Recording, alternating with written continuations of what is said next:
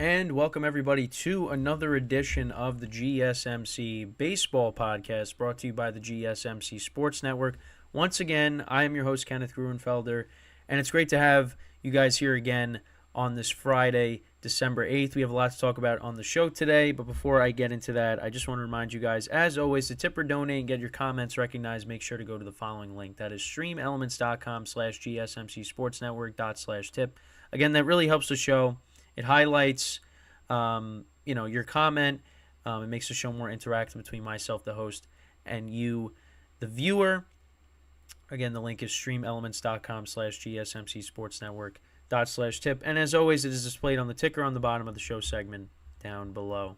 So let's get right into what we are going to talk about for today. So we're going to start off the show by talking about Juan Soto being traded to the New York Yankees in a blockbuster deal. So I'll get into that. Really excited about that, especially being a Yankee fan. So we'll get into that in a second. In the second part of the show, we'll talk about some of the other signings, some of the rumors, trades, things like that around the league. Besides this, I wanted to highlight this because this was, a major thing that happened. In the third part of the show, we'll give you another Shohei Ohtani update. There's some rumblings that a decision could be made today of where he's going to play, so we'll get into that. And then the final part of the show, something that I saw in MLB that I thought was interesting. We're going to look back at some of the big trades that were made in the offseason in past years. So I'll go through those as well. So that's the rundown for the show today. So let's get right into the big thing, which is Juan Soto becoming a New York Yankee. So I just wanted to pull up his overall stats and the stats from last year. This is I pulled up from baseballreference.com, so I just wanted to pull that up really quickly. So these are Juan Soto's overall stats, as well as the stats from last year. Very good season, 35 home runs, 156 hits, 275 batting average, which, when you look at the Yankees lineup, from last year, not a lot of people had high batting averages. And 275, although you want to see it higher, of course, but, it's Juan Soto. He is going to instantly help this lineup. And, of course, his career stats as well. He's a World Series champion, 3-time All-Star, the World Series champion back with the Nationals back in 2019. This guy is unbelievable. And I really just did not think the Yankees were going to get him.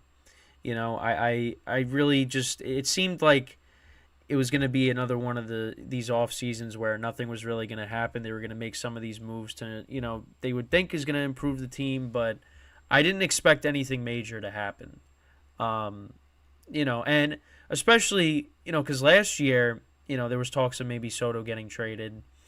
And, during the season at least, in 2023. But, the Yankees, they had to worry about bringing, Judge back, the season before. Because, the Yankees, maybe you go and trade for Soto, and, if Judge doesn't come back, at least you got Soto, who's younger. But now you flash forward to now, and the Yankees did something that the Yankees of the past would do, and they went out and they traded for one of the best players in baseball to pair with another one of the best players in baseball, if not the best player in baseball, and that is Aaron Judge. So I'm really excited. So we'll go through the specifics of the deal. So the Yankees got Juan Soto. They also did get Trent Grisham as well, a guy that plays very well out in center field. So I have no problems with that. They did give up a lot of pitching to get Soto. They gave up Michael King, Drew Thorpe, one of their top pitching prospects, Johnny Brito and Randy Vasquez, who came up and started some games for them last year, as well as coming out of the bullpen. And they also gave up longtime backup catcher Kyle Higashioka, who's been in the organization since 2008. So yeah, it was tough to let some of these guys go, but it had to be done. It had to be done. A lot of people are saying the Yankees fleeced the Padres. Michael King, he was one of our best relievers last year, and he actually was one of our starters. Sorry, I'm holding back a sneeze here. he was one of our starters, at one point last year because the Yankees had so many injuries to their starting rotation. And he actually was pretty good as a starter. But you had to make this deal. You really did. The biggest thing for me is, the Yankees are getting all these left-handed bats. They got Soto now, they got Trent Grisham, and they also actually went out and they traded for Alex Verdugo and gave up some young pitching prospects as well. Also, they gave up Greg Weisser, too, who's been up in the majors, but he wasn't really that good. So this Yankee team is definitely different, because, you go back to 2021, they get knocked down in the wild card round. Then 2022, the big trade was Josh Donaldson and Isaiah Kiner-Falefa. Now, the Yankees did win, 99 games, but, they went to the American League Championship Series and got swept. And really nobody looked at that deal as anything special. It didn't turn out to be anything. IKF ended up being a utility guy last year. And, he was playing the outfield, during the season. He was our starting center fielder at one point, which just because Harrison Bader was hurt. And then they traded Bader. And, it's just... Compare that to now, because last year also you had Jake Bowers, Willie Calhoun, Billy McKinney. You had these guys, filling in when, our starters were hurt. Now, you replaced all of them. Now, they did bring back Billy McKinney, for depth, which is good. But I hope we don't see him, in 2024 in the majors.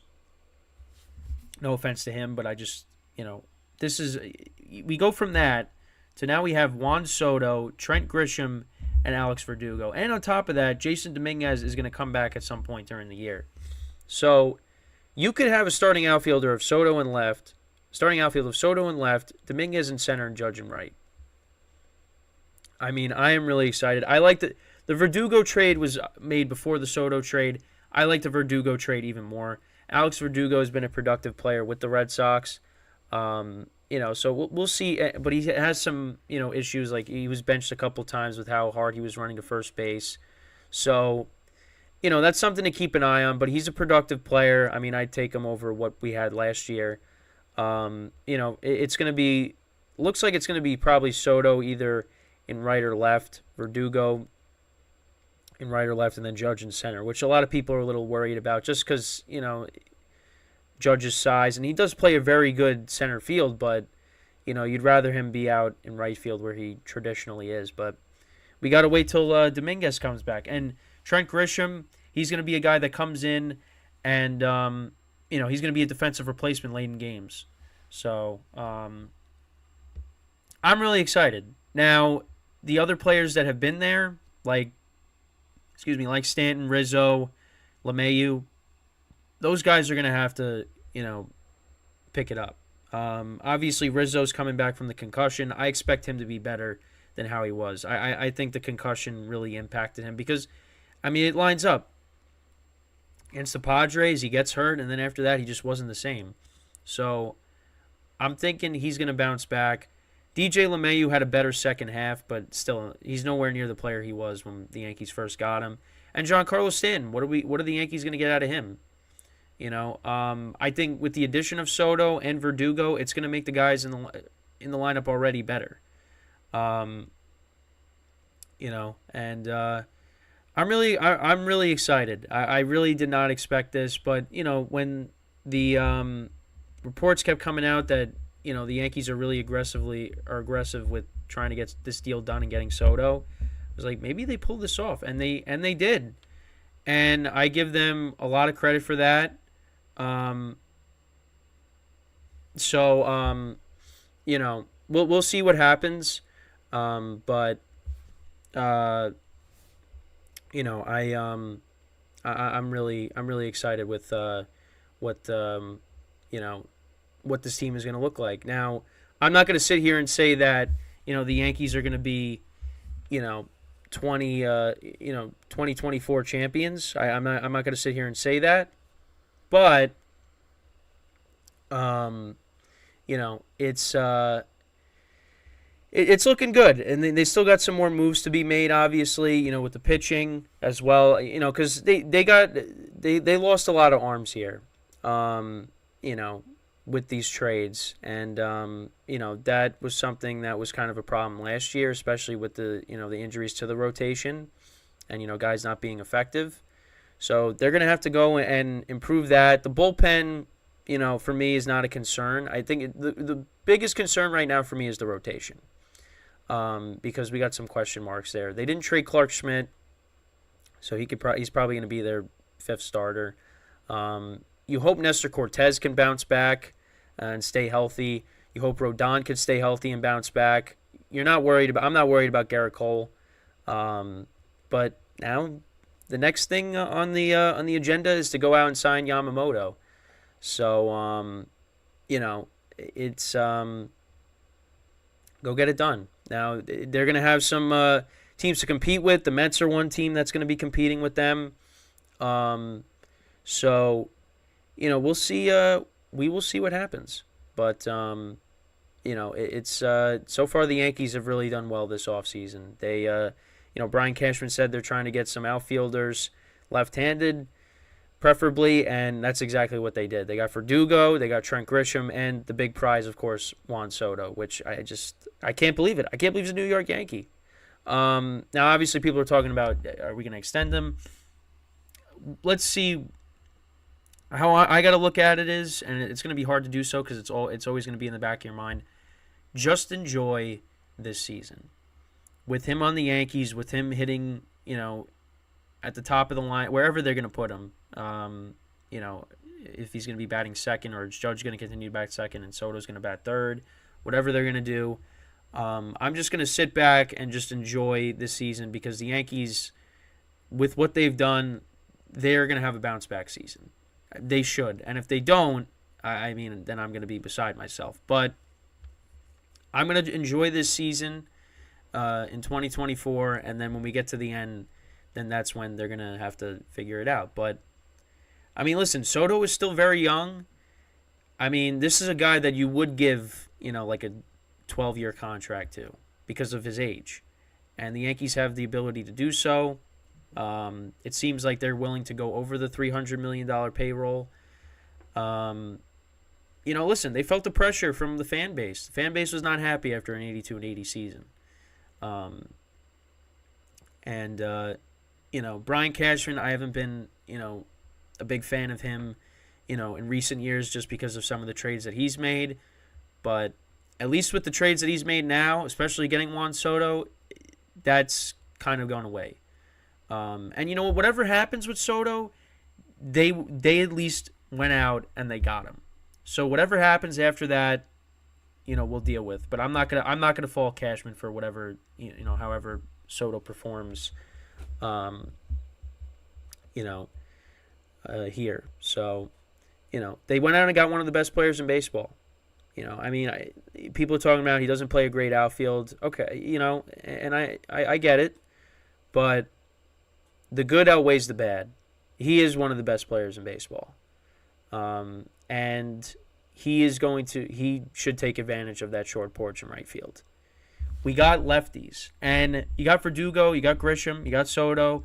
And if Rizzo can bounce back, you got Austin Wells, who hopefully will develop into a good player, good offensive player.